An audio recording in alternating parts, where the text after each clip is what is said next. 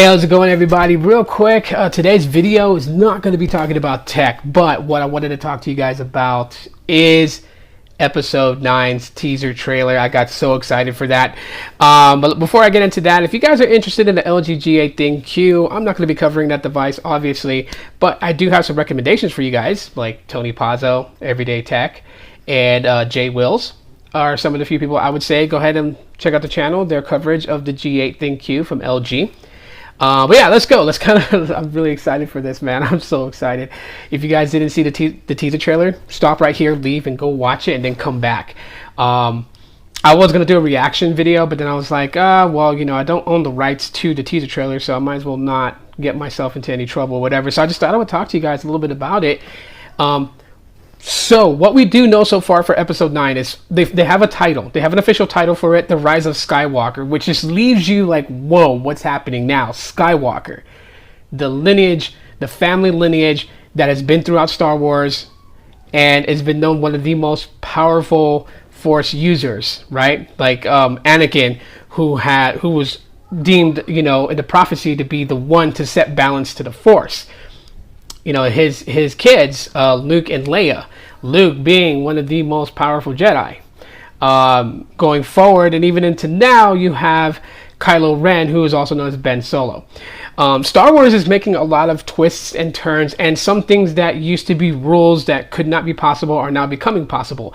Like, for instance, at the end of the teaser trailer, we heard Palpatine's laugh, right? When they're standing there and you see off in the distance, they can see the wreckage from the second Death Star. You hear Darth Sidious's laugh.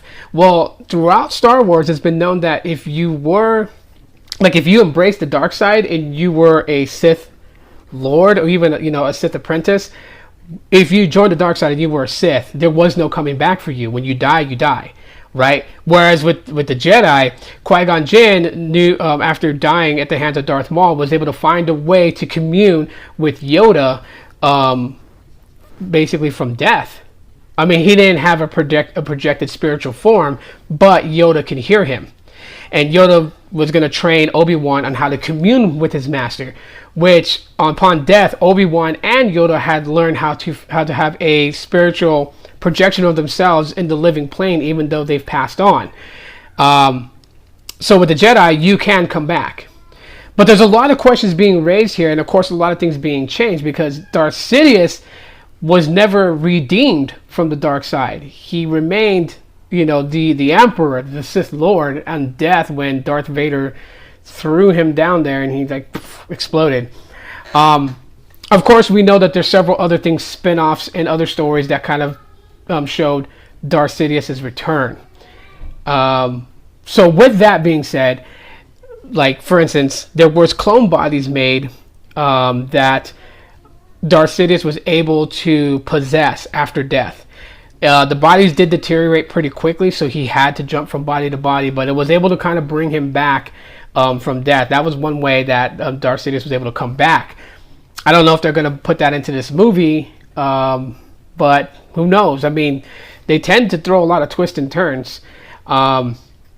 With this trilogy was already a twist all by itself. In Star Wars Legends, Han and Leia had 3 kids. They had a set of twins, and then they had another son after. So the twins was Jason and Jaina Solo, which Jason embraced the dark side and became Darth Caedus. And then you have Anakin Solo, which he dies. I forgot what war he dies in, but it was in Star Wars Legends. You guys can read the books; they're really good. But we know that Ben Solo embodies those characters, right? And without having multiple siblings, they just narrowed it down to one kid. So Ben Solo it is, Kylo Ren. Now in the teaser trailer, it didn't show the Knights of Ren. So, or unless I may have missed it, but I'm pretty sure it didn't show nothing that revealed the Knights of Ren, even though the Knights of Ren should be in this movie. So that's another thing.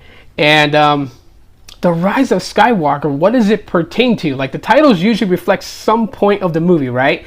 Like Star Wars Episode 7, The Awakening, was, you know, Kylo basically being honed into trying to be pushed into the dark side because he was still split. There was still light within him, and so he wasn't fully fledged into the dark side. And then The Last Jedi, obviously pertaining to Luke, and then him transcending as part of the Force. So the Rise of Skywalker, that's absolutely crazy. All on its own. That's absolutely crazy. But anyways, guys, yeah, I'm super excited to see this movie. So let me know if you guys are going to go see it. And if you saw the teaser trailer, what were your guys' thoughts about that? Leave that in the comment section of the video. And before I leave, there was one point I wanted to make, and that was the whole Darth Vader thing. Was Darth Vader going to come back too? And in spiritual form, like I said, the Sith usually can't come back.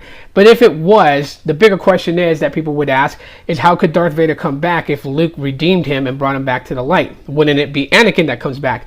And I will make reference and see if you guys can figure this out. But the character is Darth Revan. If you know Darth Revan and you know his story, then you know what I'm talking about here. And you can share it in the comment section. So anyways, guys, thanks for watching this video. And as always, I'll talk to you on the next one. Aloha.